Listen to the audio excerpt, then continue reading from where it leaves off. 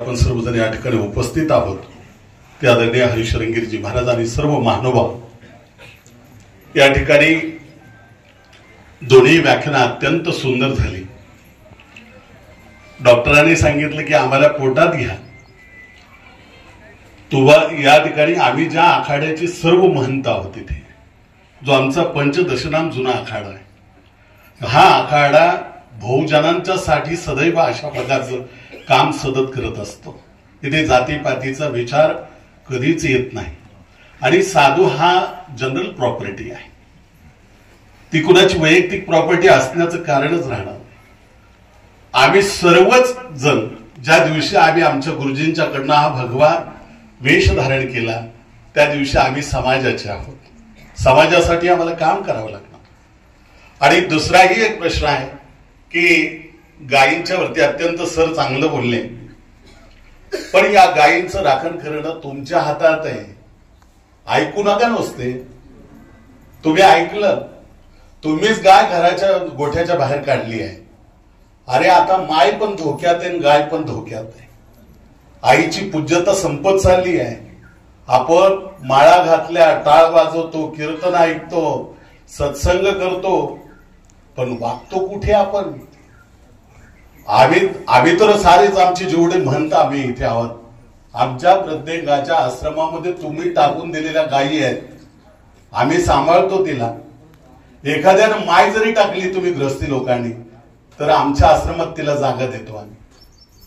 तुम्ही धर्म टाकलं तर धर्म कुठे जाईल?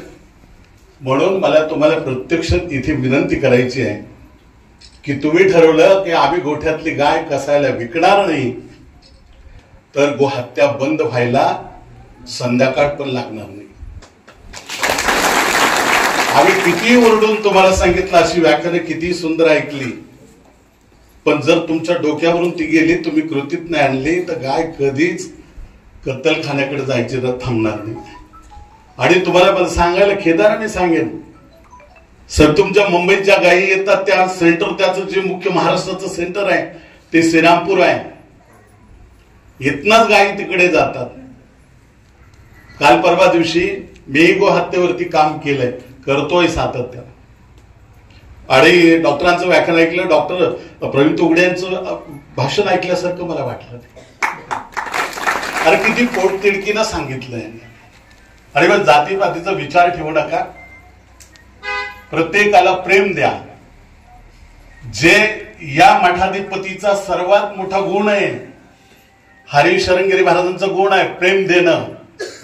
प्रेम द्या, प्रेम घ्या, प्रेमानं प्रेम मिळेल। पैसे दिले, एका दिवशी उपकार विसरून जाईल कोणीतरी, पण प्रेम जर दिलं ना ते विसरत नाही कधी माणूस। कारण जे हरीला शरण गेले त्यांच्यासाठी आयुष्य मागणं आपलं कामच नाही आहे। तो भगवान परमात्मा त्यांना त्याच्यासाठी आयुष्यच देणार आहे। कारण तुमच्या भागाचं हे चालतं बोलतं विद्यापीठ आहे। हरिशरंगीरी महाराज या विद्यापीठाचे मुख्य एचओडी आहेत, ते फार चांगलं काम करतात। आणि म्हणून आणि दुसरा मुद्दा आहे, साऱ्यात स्फोटक मुद्दा आहे, काल परवा दिवशी रामगिरी महाराजांनी बोललाय ते कुठे चुकीचं आहे, कुठे चुकीचं आहे?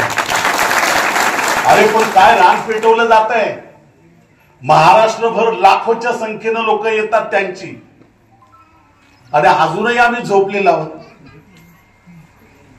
तुम्हाला सांगतो, या प्राप्त परिस्थिती विरोधात बोलण्याची धमक फक्त संन्यासी वर्गात राहिली। महाराजांनी त्याचं प्रतिनिधित्व केलं, या व्यासपीठावरून आम्ही सांगतो। एवढंच नाही, काल परवा दिवशी पंचदशनाम जुना आखाड्याने एक ऐलान केलंय की आमचा संपूर्ण आश्रम जो आखाड्याचा नागा आहे, देशाच्या प्राईम मिनिस्टरांच्याकडे, प्रेसिडेंटकडे आम्ही परवानगी मागतोय, आम्हाला परवानगी द्या, आम्ही सारे बांगलादेशमध्ये जातो। जय श्रीराम। आमचा नागा जायला तयार आहे। आणि ज्या ज्या वेळेला धर्मावर कुठे जरी अडचण आली तर आमचा नागा पेटून उठून धर्माचं संरक्षण करायला सक्षम आहे। तुम्ही मागे राहा, आम्ही पुढे राहतो। आम्ही या चुकीच्या शक्तीचं त्या ठिकाणी नियमन करतो आणि त्याचंच उदाहरण रामगिरी महाराज आहे। रामगिरी महाराज पुढे झाले तुम्हाला मला ताकदीनं उभं राहावं लागणार आहे. जर तुम्ही घर राखत बसले, जर बाकीचं झालं तर कधी तुमच्या घरावर बला येईल सांगता येणार नाही. आणि म्हणून आपण ताकदीनं, आपलं ही गुरुपीठ आहे, गंगागिरी महाराज आपला आत्मा आहे, आणि म्हणून त्यांच्या संरक्षणासाठी, त्यांच्यासाठी आता आपण ताकदीनं उभं राहिलं पाहिजे. आणि महिलांच्या मध्ये सुद्धा त्या ठिकाणी तेवढी ताकद देऊन जिजाऊ तुमच्यातली जागी झाली पाहिजे, तुमच्यातला छत्रपती जागा झाला पाहिजे. आणि हे जर झालं तरच आपलं खरं आहे. खरं हा जो विचार आहे हा सुद्धा एका संन्यासी परंपरेतून, संघाचा विचार सुद्धा संन्यासी परंपरेतूनच आलाय. गुरुजींसारखा एक महाअनाभिषिक्त सम्राट, गायींच्यावरती काम करणारे धर्मसम्राट करपात्रीजी महाराज, आणि गुरुजींसारखा, कारण विवेकानंदांसारखा परत विवेकानंदां, गुरुजींच्या रूपानं विवेकानंद या भारतभूमी जन्माला आला. म्हणून तर आपलं हे हिंदुत्व काहीच सफल होत नाही. हेडगेवारांनी रोप लावलं, पण गुरुजींनी त्याला पाणी घालून गगनचुंबी केलं. ही ताकद गुरुजींची आहे. आणि तोच विचार आज या दोन संतद्वयांनी सांगितला. तुम्ही सुद्धा संतच आहात, कारण हा पराकोटीचा भाग जो आहे, परत लोकांना जागृत करण्याचं काम फक्त प्रचारक नाही, प्रचारक संघाचं तत्व ज्यांनी स्वीकारलं ते संत आहेत. संत वृत्ती बाळगल्याशिवाय संघाचं प्रचारकच बनता येत नाही. आम्ही सुद्धा संघाचं काम अनेक दिवसापासून करतो आहोत. तुम्हाला सांगतो, रवीशगिरी महाराज, आम्ही सारी संत मंडळी तुमच्या बरोबर सातत्यानं आहोत, सातत्यानं राहू. आयुष्याच्या शेवटच्या श्वासापर्यंत धर्माशी प्रामाणिकता जपण्याचं काम आम्ही या व्यासपीठाच्या वतीने करू, एवढीच ग्वाही देतो. आदरणीय महाराजांना सुद्धा या ठिकाणी भविष्याच्या जीवनासाठी लाख लाख शुभेच्छा देतो. बाबांच्या हातनं अशाच प्रकारचं धर्मकार्य हो, आणि बाबांचा संघ सुद्धा आम्हाला सातत्यानं लाभो, एवढी दयाघन परमेश्वराच्या चरणी प्रार्थना करतो आणि या ठिकाणी थांबतो. धन्यवाद महाराज श्री. यानंतर